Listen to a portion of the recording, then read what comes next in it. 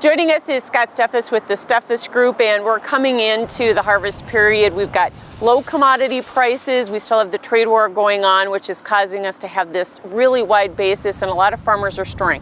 What does that mean for cash flow and what's happening with the auctions on the machinery side? Well, fortunately, there's lots of folks that are doing and have done quite well, and the other side is there's good storage out there, like you mentioned, and fortunately, we still have a lot of good bankers, so that helps too. The fact that we do have the tariffs still in place with China, how has that impacted the machinery values in the machinery market?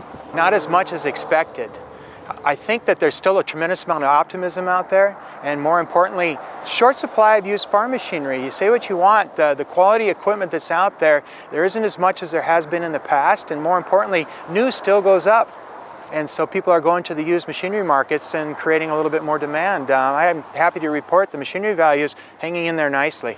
What about land auctions right now, and what's happening with land prices, especially as we see these interest rates start creeping up? So far, very surprising and very, very strong. Will Rogers said they're not making any more of it, and there's tremendous opportunity out there from a buying perspective that hasn't been around for a while, but still there's very few sellers, and this market is just held up surprisingly well.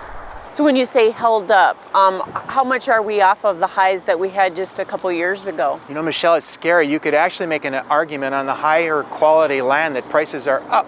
By how much? Anywhere from, say, 3 to 5% from a year-to-date perspective on the higher quality land.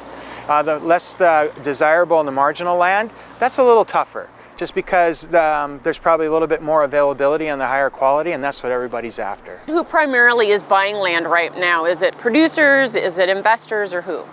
You know, it's still producers. Still a lot of cash out there, and it's nice to see because they value land above all else.